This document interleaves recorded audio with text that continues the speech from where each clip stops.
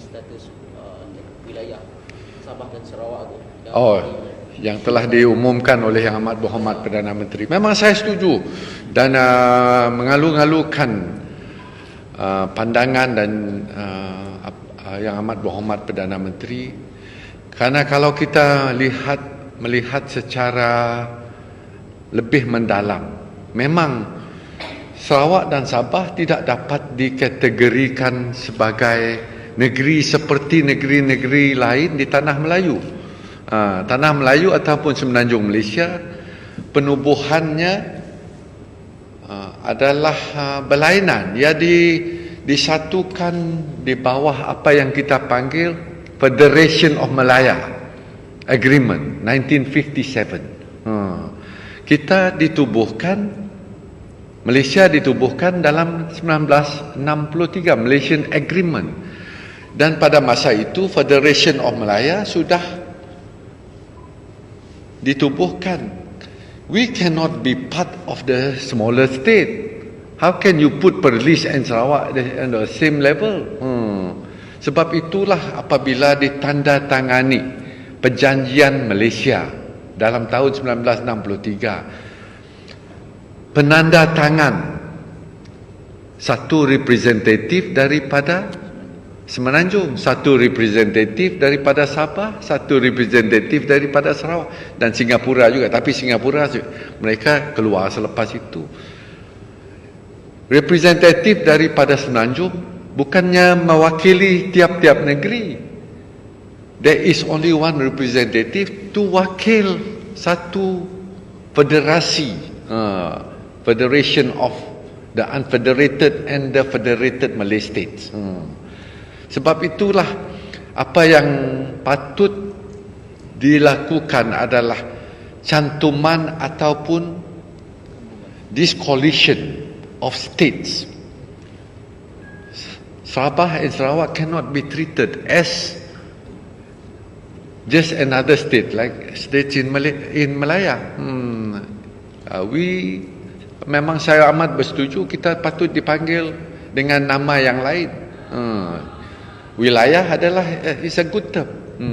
Tapi walau bagaimanapun federal government satu hari nanti terpaksalah atur sedikit perlembagaan Malaysia itu supaya perkara-perkara ini dapat dimaktubkan dalam artikel-artikel dalam perlembagaan Malaysia supaya ia dapat memberi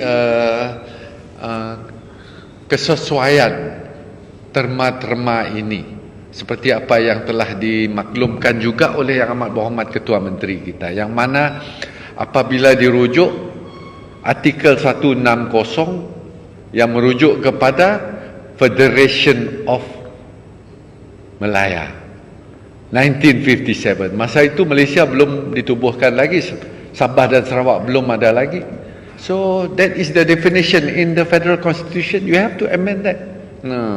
Banyaklah yang perlu di-amend dalam perlembagaan Malaysia supaya tidak menimbulkan kekeliruan terhadap status. Tapi saya amat setuju dengan pandangan Yang Amat Berhormat Perdana Menteri dan terima kasih kepada beliau.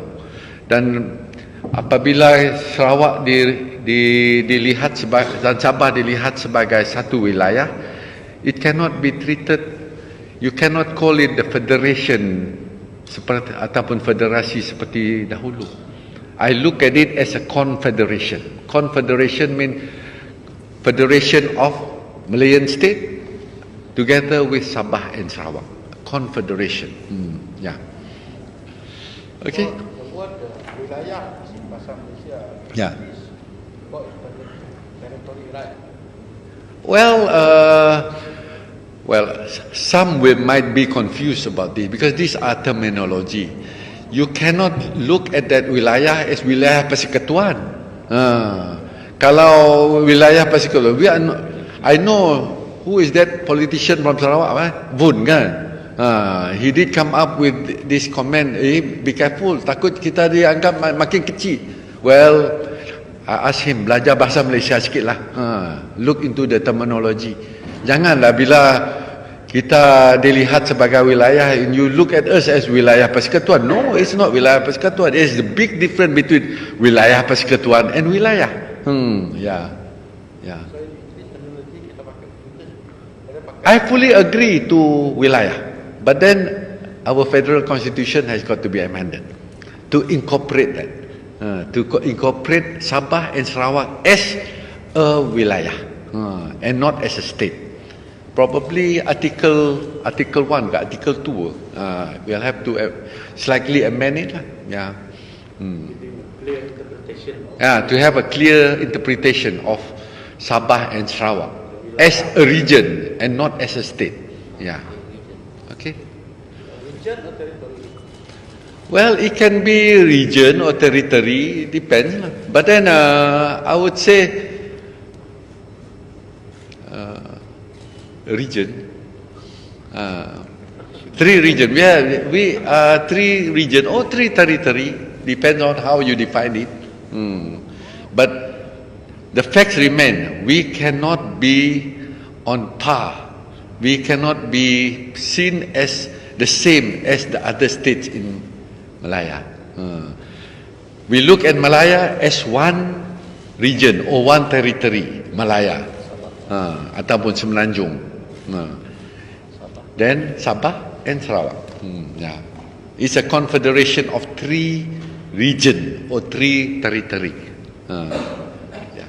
Okay. Ada yang lain? Okay. Ya, terima kasih.